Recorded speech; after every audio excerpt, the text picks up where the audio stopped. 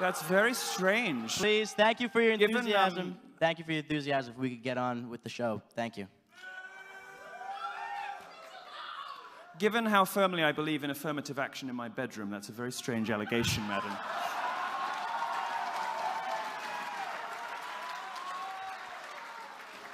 I've taken some time out of my busy schedule, being fabulous and doing my hair, to prepare a speech for you. Well, a few remarks, really. Feminism is cancer. Thank you very much. Milo meant to say is that feminism, while being a noble and valiant, courageous movement, there are certain schools of thought that are somewhat unwholesome. Right, Milo? No, I meant it was cancer. Let's use our quiet voices, please. Calm down. Stop talking to us like children! Stop talking to us like children! Stop talking to us like children! Stop talking to us like children! Stop talking to us like children! Stop acting like a child, and I will. Madam, we're going to get through this show whether you like it or not. So to explain feminist jazz hands, I'll give you a few different variants because even the standard jazz hands can be triggering for some. Now, if you want to add a little pizzazz to your jazz hands, you can upgrade them to pizzazz hands, which is the way that some feminists express their displeasure. There are, of course, for the lesbians in the audience, scissor fingers.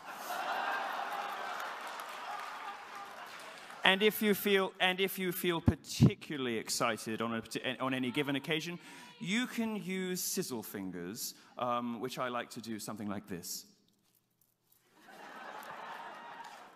Which is the tearing away of the old patriarchal superstructure and the replacement of it with whatever the fuck you guys believe in. In each of your own words, how would you define political correctness? Well, political... That's it! I got the microphone, I have more patience, I have more determination, you will lose. He also has more pool boys. I do. Many pool boys. Speak. Oh, by the way, sorry, I did forget to mention one thing. For every unscheduled interruption, going back to the beginning of this show, I'm going to give $50 to the Donald Trump campaign. And, sorry, I just forgot to mention it. And $50 to the Yiannopoulos privilege grant. So thank you to the interrupters. The interrupters are helping to send white boys to college, so thanks so much.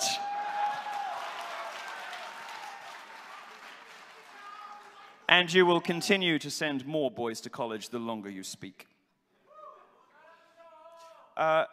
Political correctness differs from etiquette and politeness in a couple of obvious ways. Etiquette is a way we all navigate one another. It's the way that we have learned to interact, to successfully negotiate social and professional situations with people who didn't grow up with our exact worldview and background. So we have a system of etiquette to enable us to do that. And some of those rules of etiquette require us to use euphemism and politeness strategies in order not to offend people that come from other cultures and other backgrounds. Now, political correctness is a little different. Political correctness describes a sort of organized system of lying, designed to save the feelings of delicate wallflowers at the expense of reason, fact, and truth. And political correctness at its most dangerous has even become deadly. Political correctness is what stopped people reporting the Fort Hood shooter, even though they knew he was into radicalism. If you don't care about anything else, allow me to suggest to you that you might care about the rape of 1,400 young girls, and perhaps listen to the end of it and see what you think about it. Political correctness was what prevented, or at least retarded, the police and the government from arresting Pakistani rape gangs in Rotherham in the UK. Over the course of 10 years, these familial Muslim rape gangs raped 1,400 young girls. And they weren't stopped, even though the police knew what was going on, because of political correctness, the fear of being seen as racist. So it's a sort of, for me at least, it steps outside beyond the realms of etiquette, beyond the realms of politeness strategies, the way we deal with other people from other cultures, and it becomes a kind of organized, systematic lying designed to save some feelings at the expense of reason, logic, truth, and very often the rights and safety of others. And not the kind of social justice safety, the horse shit safety, the kind of, you know, when students say, Milo Yiannopoulos is a threat to my physical safety, grow the fuck up. What's threatening your physical safety? Are you worried I'm going to drop some pearls and you'll trip over them, you fucking idiots? No. But there is a kind of real sense in which political correctness in its most extreme forms has become dangerous to the rights, freedoms, and physical safety, and even the life of others. That's the difference between political correctness and etiquette. Thank you. Just moving on here. We'd like to talk more about how political correctness threatens the academic environment. Last month, members of our university, in an attempt to, and I'm paraphrasing here, affirm the university's commitment to academic freedom, proposed a motion to the faculty senate that would oppose hate speech on campus. Everyone agrees that bigoted speech is a negative thing, but how do motions like this at our universities fail to actually address the problem of hate speech, and how can they in fact lead to other issues? No, I don't agree that bigoted speech is always a bad thing. I think it's important to hear from them. I think it's important to hear from them. You see, what the left wants to do is it wants to enable its extremists on its own side, the sexists and misandrists of the feminism, the black supremacists of Black Lives Matter. They want to enable the extremists on their own side and silence the extremists on the other. Well, I don't like the extremists on either side. Racists, I don't like them, and they don't like me. I'm a miscegenatory, gay Jew. They don't like me at all. But what I want to do is give a platform to all speech. I want more speech of all kinds. Why? I'll explain to you in one very simple example why that's the case. And a very successful example of this was the British National Party in the UK, which unlike UKIP, for instance, which is a perfectly respectable mainstream party, the British National Party was a racist party led by a very odious character called Nick Griffin. Now, for a long time, the British National Party was doing very well, out of anxiety about, understandable, I think, anxiety about immigration and the changing nature of local communities. Lots of people started voting BNP in Britain. Now, these people weren't racist and bigots. They were voting out of anxiety and frustration. So here's what happened. Here's what happened when the media embargo, if you like, was lifted on the leader of the BNP. Nick Griffin appeared on the BBC's Question Time for 1 hour. This was at a time in which the BNP was controlling some local councils. They had successfully stood for election and won overall control of some local councils in Britain. Quite an extraordinary and not a particularly proud moment in British history. But the day Nick Griffin appeared on Question Time, and the BBC was criticized mercilessly for giving this guy a platform. This is hate speech, this is bigotry, he's a racist, how dare you put this man on TV? The BNP... Oh, that was a clever one. What happened, of course, as anyone with any brains would be able to predict, was that the BNP evaporated. When British people saw what the guy who ran this party was really like, they stopped voting for that party. A couple of years later, the BNP is no longer a force in British politics. This is why it isn't just important to give platforms to ordinary speech, it's important to give platforms to all speech. Because sunlight is the best disinfectant, and the best way to deal... Absolutely. The best way to deal with people that you don't agree with, whether they are conservatives or progressives, is the full glare of the spotlight, because you should have the confidence in your own opinions, and you should have the fortitude and courage to believe that you can beat them in a fair, open marketplace of ideas. And if you believe those things... Absolutely right. If you believe those things... you have nothing to fear from any speaker. If we are such dangerous people, then let us speak. The more we speak, that should become apparent. My fear is that you believe the more we speak, the more... Please save your comments to the more question and answer reasonable period. we will sound, and people will realize that there has been censorship on this campus. There is no intellectual diversity, and an institution...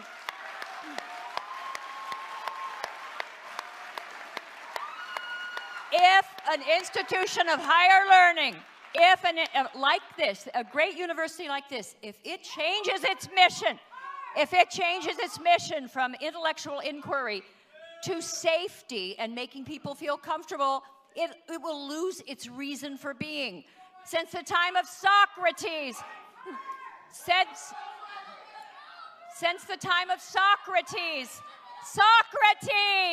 there was debate. And if you are a superior debater, ask a question. Let me give you an example right here, okay? Right now. This girl right here just yelled out that we were all racist. What? You just said you're not a girl? Do I try to use Z, the gender neutral? What's up? Yeah, what's up? You just yelled out that all of us were racist. And then you asked a question. And the question was? There you go. It sounded better when you were yelling it with a chorus of backdrops. Let me explain. Okay, can I answer your question? Do you want an answer? Would you like an answer? Here's what's no, you don't know the answer, sweetheart. Let me answer it for you. Listen, you have, right here on this panel, you have a gay British Trump supporter, okay?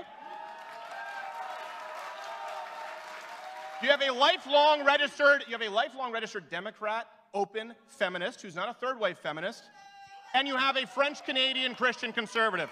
So you may ask, why is there only white people? Because the only diversity you don't care about is that of intellectual diversity. Right. Yes. Please be seated. One second. Please be seated. Thank you for your enthusiasm. Please take a seat. Please take a seat until the discussion is over. Thank you. Thank you very much. I appreciate the applause. You can continue doing that to drown out the yelling out. The reason they are so angry, the reason they are so incapable of hearing this is because, unlike you, the people who are conservative, intellectual thinkers, you've heard all of their opinions before, from every single mainstream news outlet, from every single film that's been made in the last 20 years, from every single professor. This is the first time they're hearing these points of view. That should be a stark contrast and tell you who's thinking for themselves. Let me suggest another reason why people of color, to use the left's preferred expression, are sometimes a little reluctant to express libertarian or conservative points of view.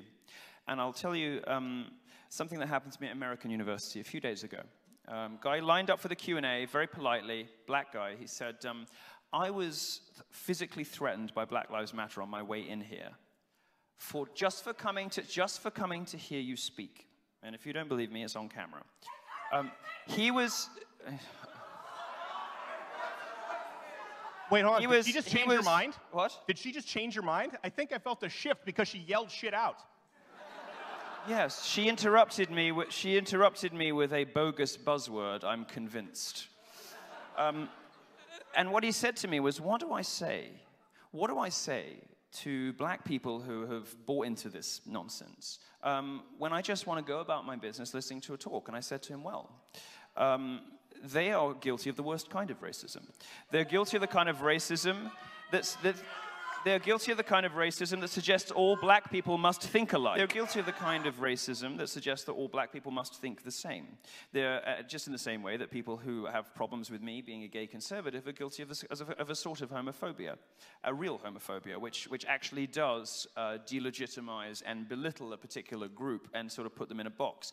And he said, well, what do I say to these people? And I said, well, look, here's what you say to them. You go out, you calmly and politely, you say, if you believe that the civil rights struggle matters at all, if you believe that the fight to allow black people to have their voices heard, to have an equal footing with whites in this country, if you believe in the restitution and reparations after slavery, if you believe that it is an important goal to hear black voices, hear mine. Because not every black person agrees with Black Lives Matter. Not every gay person believes in the gay lobby. Not every woman is a feminist. And this kind of identitarian politics that we heard from the front that crucifies people who step outside of their racial or sexual groups because they have the wrong ideology is the worst sort of bigotry. And if you're wondering why if you're wondering why people of color are sometimes scared, not scared in the way social justice warriors pretend to be scared because a conservative is on campus, but black people are actually scared because somebody got assaulted at American University the other day. If you are wondering why there aren't more people of color standing up for these sorts of opinions, you might want to pull out a mirror.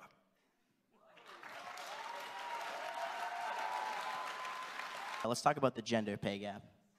Sommers. Christina, you know that you're an expert there. The gender pay gap.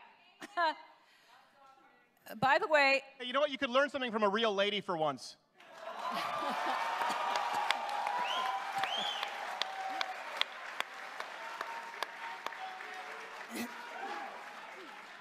If you will listen for a moment, the pay gap that we hear about, that women are cheated out of, almost 25% of their salary, that is based on looking at all women and all men in the workplace. The highest earners are Asian men. They out-earn white men by a margin larger than the gap between men and women. Check your facts and your privilege.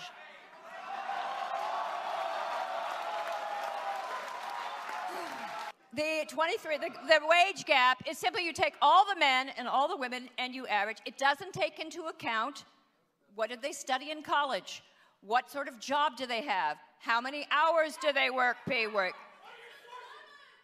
My sources are every competent economist who has ever evaluated the wage gap. Every one of them.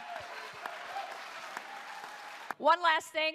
If it were really true that you could pay a man, a woman 23 cents less than you pay a man, what intelligent employer wouldn't fire all of his male employees and hire only women?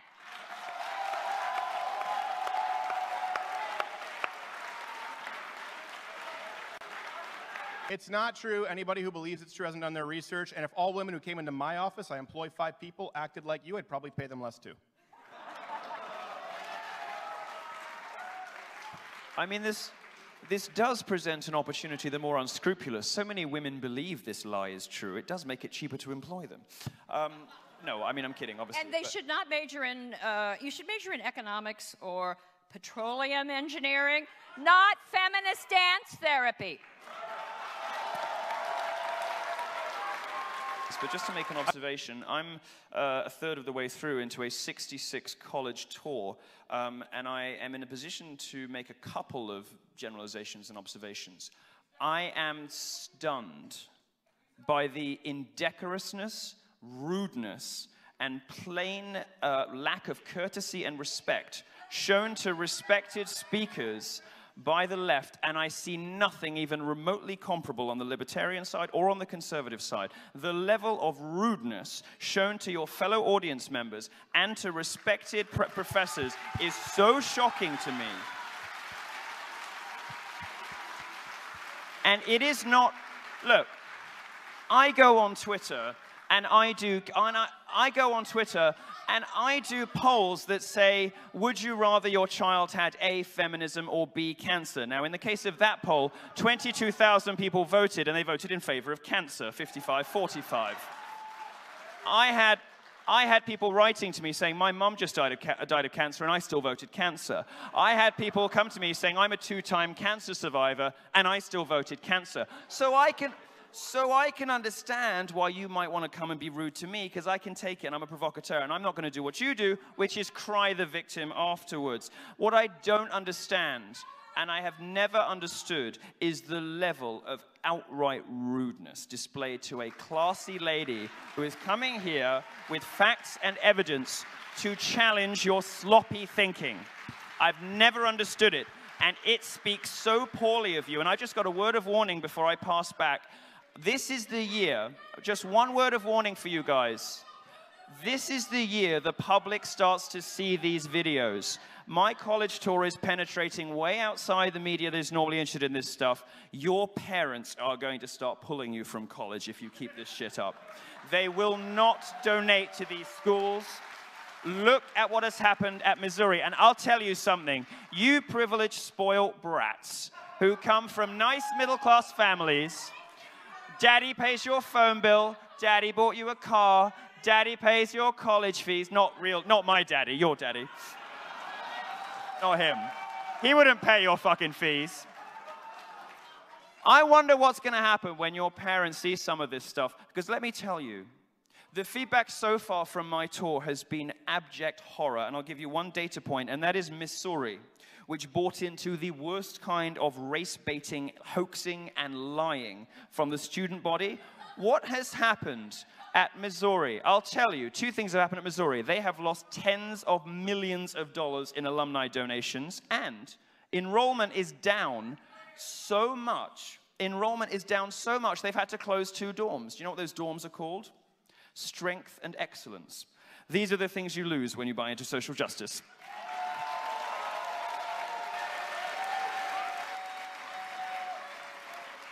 Another common claim made by the radical left is that 1 in 5 women will be sexually assaulted on college campuses. How legitimate is What was this that? claim? I couldn't hear. Sorry. 1 in 5 women will be sexually assaulted on college campus. What are the thought of women being sexually assaulted on college campuses? Was that the question? 1 in 5 women will be sexually assaulted. I still can't hear him. I honestly can't hear. 1 in 5 women will be sexually assaulted on 1 in college 5? campuses. Correct. Wait, people believe that? 1 in 5? Listen, that's a number that we throw out there.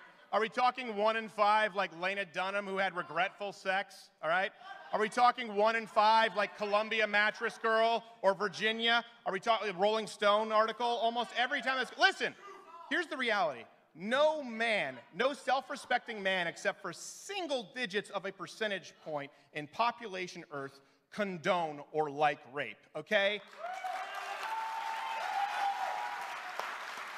We didn't have a secret meeting behind your back, okay? There wasn't some secret patriarchy meeting on Tuesday, just like we didn't have some secret meeting to set some unrealistic standards of beauty, like, hey, what's the really screw with them? We don't even like boobs and butts, okay?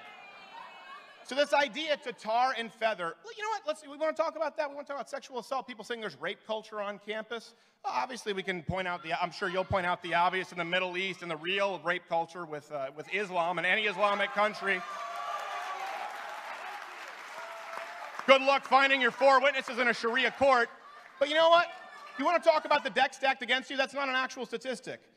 Boys don't do well in grade school through high school until they finally have the opportunity to study for the SATs, in which case they blow women out of the water. Why? Because we have developed an educational system in this country that caters to women. Boys don't learn by sitting and watching a chalkboard and hearing things verbally. They learn hands-on. We've rigged the deck against young boys, and they're more confused and angry than ever. And people coming out and implying that all of these boys are somehow racist or sexist or perpetuating rape culture, you are going to screw up men for generations to come. And this androgynous, spineless amoeba here who wants to get with the social justice warrior drum circle, listen, I'm not talking about some false sense of machismo. Why don't we start off by talking about families, by talking about getting married and staying with your wife, by talking about how to raise your kids properly. Let's teach young boys to be men, but oh no, we can't do that. That'd be a moral judgment. You want to fix whatever the actual rape statistic is, and it's not 1 in 5, you need to start getting judgmental and teach young boys how to become men, but you don't want to do that because it's judgmental.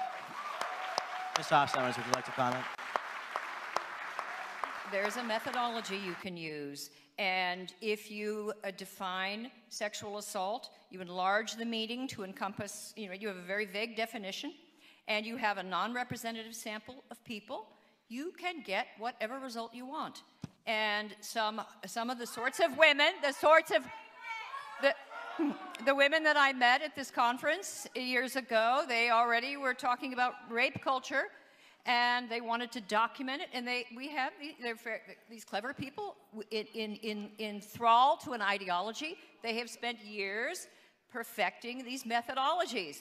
And when the Bureau of Justice Statistics uses meticulous standards, they set the gold standard for research, they do not find 1 in 4. They find it's too much. They find like 1 in 53 for sexual assault.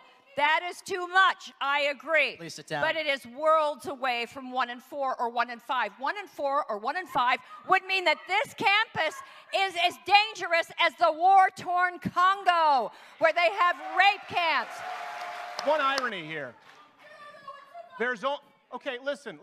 social justice leftists here, okay? Let's just point out an irony. The only people right now who are trying to intimidate and silence and threaten a woman here are you.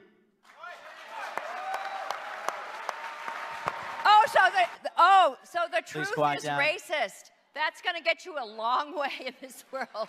You know, and that's going to help people. That's really going to help people. It's funny, you know, I mean, liberals and the progressive left have run campuses almost unopposed for 30 years, and now liberals are telling us that spaces run by liberals are hotbeds of sexism, racism, homophobia, transphobia, and rape. Maybe it's time to switch things up in the faculty.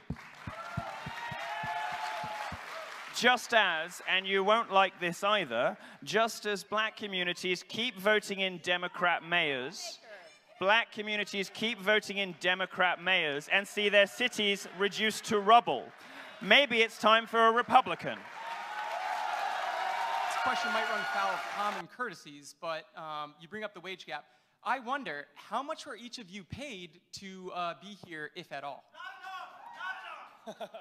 Why do you care? Well, obviously, I'm independently hugely wealthy. I make more in a year than you will make probably in your lifetime, which is the market rewarding me for being talented, hardworking, charming, witty, successful, popular, and fabulous. If you want to know how much my tax return says, nice try. Why is someone who likely has never paid federal income tax asking me about what I make to come out here? By the way, you're welcome. It's none of your business, just like it's none of your business what Milo does in his bedroom or what I pay with my taxes. I'm happy to tell you, but you might not want to hear it. Just a perfect example. This guy feels entitled to know what our pay stub is for tonight. What is that? Is this 2016? Get out of here. Next question. Racing for booze here, but I'm a Democrat. I am the outgoing president of the UMass Democrats and nationally involved with the College Democrats of America. So I was just interested in what, I believe what Stephen mentioned, that Dr. Hoff Sommers, you're a lifelong Democrat. So my question is, as someone who strongly opposes a lot of the audience objections here tonight and finds agreement with you on many points, do you feel as though the Democratic Party and what we're talking about here, a lot of it is compatible? Thank you for being civil, by the way.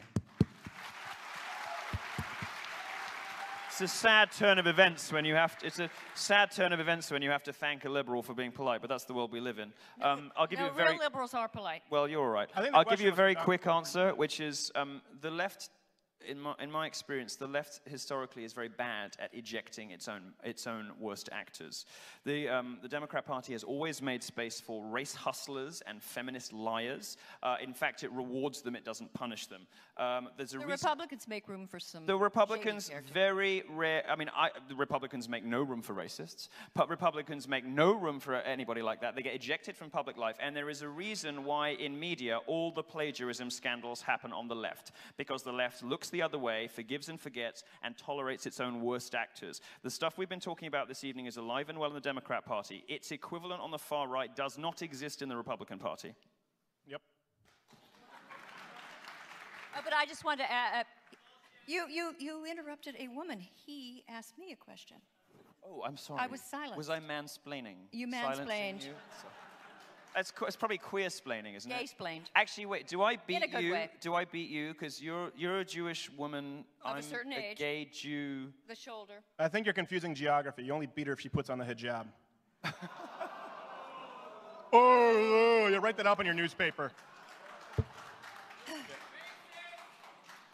Really, Islam is a race. It's an ideology. Muhammad beat the shit out of a 6-year-old wife, dummy. Well, okay. Let's try to remain on topic. Okay, I just want to answer the question. Is that I am a lifelong. The Democratic Party is like my family religion, and it would destroy my parents if I were to register Republican. I cannot do that even at my age. Second thing, and I was a protester and a hippie leftist in the '60s, but that meant I was for free speech. We loved. Comedians were welcome. I mean, we had George Carlin, we had Lenny Bruce. They would not come near you people. the ones that are screeching. Well, the comedians today won't go near you. Chris Rock won't go near you. Jerry Seinfeld won't go near you. Comedians who share your politics won't go near you. That should tell you something. But the comedians, when they were everyone that was for free speech, that seemed to me compassionate, that they were Democrats. And I still hope that's the case, but I worry that I don't think it's, I'm worried that the Democratic Party is going to have to absorb these radicals that are coming out of the colleges that have been indoctrinated with very illiberal philosophy, with no respect for due process, with no respect for the First Amendment, with no respect for all the traditions that are responsible for the greatness of this country, that make it the place where people all over the world dream of coming. We have this wonderful tradition we have to protect. It's not perfect. We make all sorts of mistakes, but it's a system that can correct itself, that can improve, and you have to understand it. And I'm very worried about that spirit being kept alive. And I think it's, sorry, Stephen, but I hope that I can speak for both of us when I say that neither of us has any sympathy either with the religious right of the 90s, who were the authoritarian instinct then. Stephen may, neither do I. Stephen may have different views on this. No, I don't. As a matter of fact, sorry to cut you off. We're going to try to get through as many questions as we can. Well, 1 second, because that's important. Well, good example. You bring that up. You know, when it comes down to South Park, I actually was there to hear Trey Stone and Matt Parker speaking, and they talked about how Christians actually just didn't want South Park on at 8 o'clock at night. It wasn't the same as when they did the episode of Muhammad where it had to get pulled. Listen, you leftists often told Christians, if you don't like it, change the channel. I agree. Yet leftists got up this morning, came in here, and decided to be so self-important that they screwed everybody else in the audience who wanted to hear people speak. That's 5 steps further. Right. And I would caution anyone here against trying any sort of lazy pigeonholing, because it just ain't going to fly with us. The left for 30 years has been so lazy, they haven't really had to make arguments. They've just said, oh, don't listen to him, he's a misogynist. Don't listen to her, she's got internalized misogyny. It isn't going to work anymore. These slogans don't work now. Nobody believes you. It doesn't stop the events from happening. You're not persuading anyone in the audience. It doesn't work anymore. I'm a Brit. I don't even vote here. Christina is a Democrat. We have no more love from the authoritarian religious right in the 90s who, for instance, were saying that video games could make you violent and prompted school shootings. Bollocks. Than we do for the progressives today who say video games can make you sexist. Also bollocks. What we believe in is the free, open exchange of ideas. And if you believe in an open marketplace of ideas, creative freedom, intellectual diversity, today your enemy is the progressive left. There is no alternative. Moving on to our next question.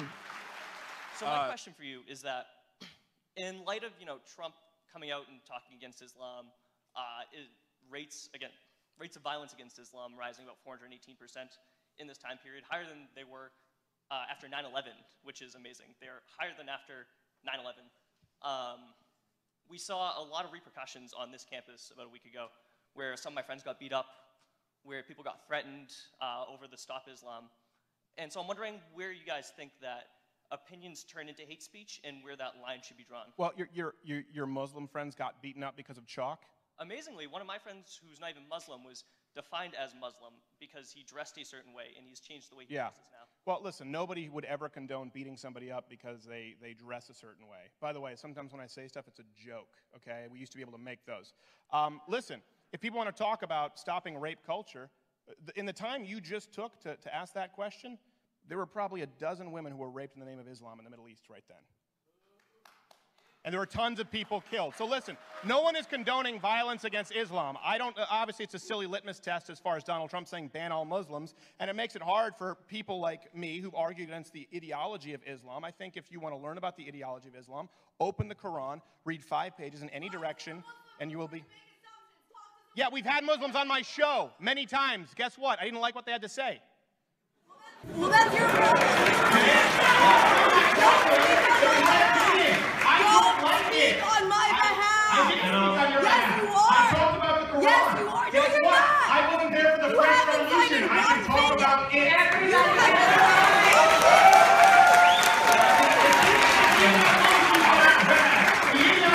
Islam has been bad for the last several decades, and it's not hate speech to say so. It's not racist. It's not ideology, and it's prescribed. Like any other set of ideas, we are perfectly entitled to interrogate it and find it wanting. I personally find it wanting.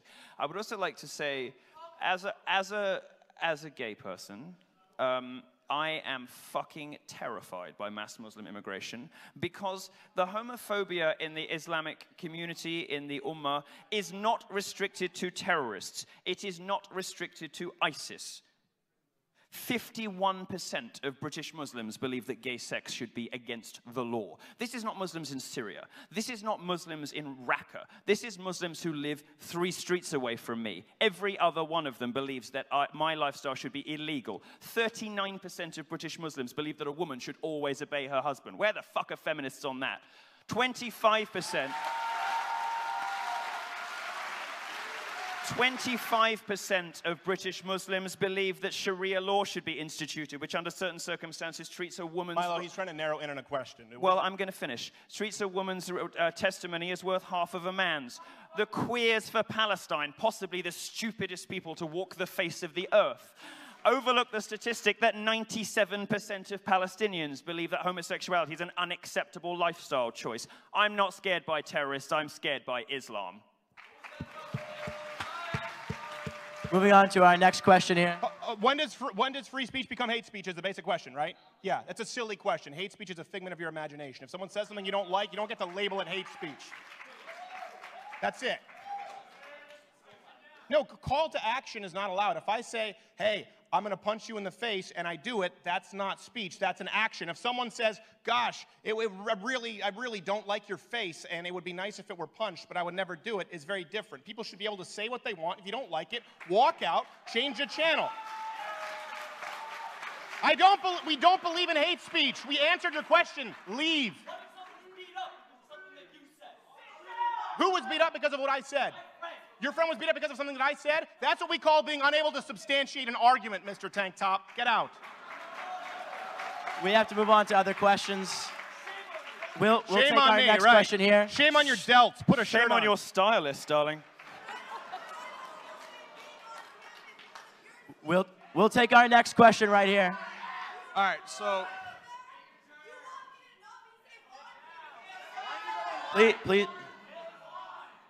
Please refrain from interruptions. Get in line.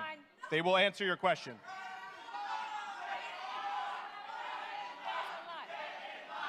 All right, so the question is, there's clearly a little bit part of the gender gap is because of the choices of the majors that people will go into. And I was wondering if you could choose one major to really tell people to steer away from so they can stop being this really ridiculous stat. Which one would you suggest to get rid of at a university? Gender studies should be abolished in all publicly funded universities. Students who go to study gender studies, particularly at federal funded universities, come out dumber than when they went in. They come out believing lies. They come out with their critical faculties impaired, not improved. They come out more fragile than they arrived. They come out less able to have stable relationships with people, less able to cope in the world of work, less able to be functional, well-rounded human beings. Gender studies departments are damaging young people. They should be shut down. And I urge some of the radicals in the room, you're not always going to be radical. Some of you will change. Some of the best anti-Marxists were once Marxists, so I'm waiting for you to, emerge. We'll take you in, don't worry. We'll take you in. We're friendly. We're nice. We won't yell at you. But the thing is, a lot of you want to be, I see the passion, and I see the earnestness, and you're young, you want to change the world, you want to do it now, and you're on the right side of justice, and you think that, but here's the thing, if you're on the right side of justice, history suggests you need a good grasp of reality. If you've got moral energy and you've got reality and truth, you will make progress. You'll be Martin Luther King, you'll be Gandhi, you'll be, the women's rights movement, they got the vote and the second. But history also shows us a different kind of activism where you have moral fervor and misinformation, moral fervor, propaganda. That is conducive to fanaticism. That is conducive to zealotry. And what I'm seeing on the campus and in this room tonight is the zealotry, the fanaticism, this eagerness to shut people down, this eagerness to silence, to censor. You've got to rethink it. If you want to, yeah. I'd like to build on what Christina said. I mean, most of the people causing trouble in this room are, what, 20 years old? You don't know anything. You don't know anything. So I would encourage, and I don't mean that to be offensive, although, you know, if you take it as that, I don't give a shit. But why not try, you mentioned Socrates earlier, why not try one of the great virtues of the Greek philosophers, intellectual humility? Why not consider the possibility that somebody else might have something to add to your view of the world? Why not consider the possibility, the radical notion, that you could be wrong? Moving on. If you guys were aware of the things that you said before about Islam, and I wonder if you guys are aware of how that contributes to acts of violence against Muslim people and Islamophobia, but you kind of already answered it, so let me just say, fuck Trump and Black Lives Matter. And, sir, I have a question. Change my worldview. Are you concerned with the real rise of anti-Semitism on campus? And that at Columbia University, at Oberlin College, there are Jewish kids who are, there are threats now. It's an amazing loss safety. of perspective. You know, you have these advocacy statistics about the supposed explosion of Islamophobia, which, you know, basically always boils down to hijab pulling. Like people forgotten 9/11. I mean, are you people too young to remember that you know, buildings were brought down in New York, Belgium a couple of weeks ago, Paris a few months before that, and you're worried about a bit of hijab pulling? Get a fucking grip. Why do you feel compelled to defend an ideology that would throw you off a roof for looking like Rachel Maddow? Oh, and by the way, it's not just terrorists. It is 10, 11, 12 mainstream Muslim countries that would execute me for being gay. This is not terrorism. This is Islam, and I am entitled to dislike it. So this is okay. We're gonna move on to directed more at Mr. Yiannopoulos and Mr. Crowder, and this is pertaining to the BDS movement and the radical left. And would you agree that across the European continent, and to a degree in America, the radical left, such as, for example, the Green Party in Sweden, or for Labour in the UK with Jeremy Corbyn, have entered some sort of an alliance with radical Islamists due to mutual animosity towards Israel, the Jewish people's right to self-determination, and more broadly the idea of the nation state? Yes, and the West in general. Western capitalist free democracy. They don't like it. Feminists don't like it, and neither do Islamists. And they want a world that looks quite similar. They want women to cover up. They want all sorts of things that look very similar. Radical feminism of today and Islamism don't look that different. They all hate the West. Well, think about it. Just here we had feminists and we had people who were angry about Muslim clapping if they heard that you were banned on campus. It's no different than book burning. These people are claiming that we're racist fascists, and they're clapping when someone isn't even allowed to speak, and they think somehow it's altruistic. So, of course, these people have no priorities as it relates to free speech. And it's just a hierarchy. Okay, black people here, gay people here, but not Milo. Let's move him over here. And then Islam, and then, I don't know, transsexual bathrooms. There's no principle to it. So every day it's about just who's the worst look victim. at the unholy alliance between people who are complained about offense taking on behalf of Muslims. Don't say the wrong thing about Islam. I mean, we'll blow you up, we'll kill you, we'll throw you off a roof, we'll hang you from a crane in Iran. But, oh, don't say that Muhammad married a 9-year-old. Fuck off. And in addition, you know, they make common cause with the most noxious and terrible feminists. You see the results of this, and just look, observe how they behave to the minority groups they claim to represent, to the people they claim to be giving a voice to, when those people step off ideological reservation. Look at the disgusting language used about Margaret Thatcher, Sarah Palin, Michelle Bachmann. You might not like those politicians, but look at the kind of sexually charged, lurid language used by the left against women who don't sign up to the sisterhood. Oh, Dr. Sommers, they do it with her all the time. And look at what's happened this evening, the lack of respect and courtesy, the bizarre allegations of racism, who even knows where that came from. Look at how I'm treated. Look at how Ben Carson, who was destroyed by the liberal press, you know, look at Clarence Thomas or Thomas Sowell, the way the left speaks about people who demand the right to believe what they believe and not sign up to the left's idea of what you should believe according to your body parts or your skin color is truly Let me just start disgusting. off by saying I'm Muslim. I love America. I love democracy. I don't agree with what you guys are saying, but I support your right to say it as much as I support Thank you, sir. protest. Thank you. Mr. Crowder, you have had a number of, shall I call them, inflammatory videos titled, "There's no such thing as moderate Islam." How can you make such a definitive claim when the version of Islam that I practice, that my peers practice on a daily basis, is very moderate and differs from your perspective on the religion of Islam? Thank you very much. I think that's a fair question, and I think it's one that deserves answering. People here talk about how racist, homophobic we are, how we mistreat women. Can you point me to any Islamic country that would meet the standards that they've set for people like us tonight? Any Islamic country that women are treated equal? No, we're not confusing politics. We're talking about anywhere where Islam congregates to achieve political power on planet Earth. Is there any bastion of freedom and equal rights in the Islamic world? The only place that people point to are places like UAE, Indonesia, where people are violently mistreated if they convert to Christianity, where women are mistreated. Listen, I think that there are a lot of great Muslims here in the United States who think as you do. But the fact is, that has never actually been rooted in a place of power in the moderate Islamic world. And when I talk about these videos... Yeah, well, unfortunately, Islam, unlike Christianity or Buddhism, is an actual political system. It is a prescribed system of law. It is not merely religious ideology. It is a prescription on a legal system of government, and that's why you see remarkably anti-freedom, anti-free speech, anti-woman, anti-gay legislation in every Islamic country on the world. I don't care what you have to say about it. I'm looking to their laws. Stop speaking, fascist, you're a great public spokeswoman for Muslims. It's also worth considering in the light of what Stephen's saying, there isn't a single world-class university anywhere in the Muslim world. Not one. Why? Because there are structural problems with Islam that prevent this from happening. And, you know, you have apply the same standard. You have two kinds of Muslims in the US. You know, some of you aren't going to like this, but I'm going to tell you anyway because it's true.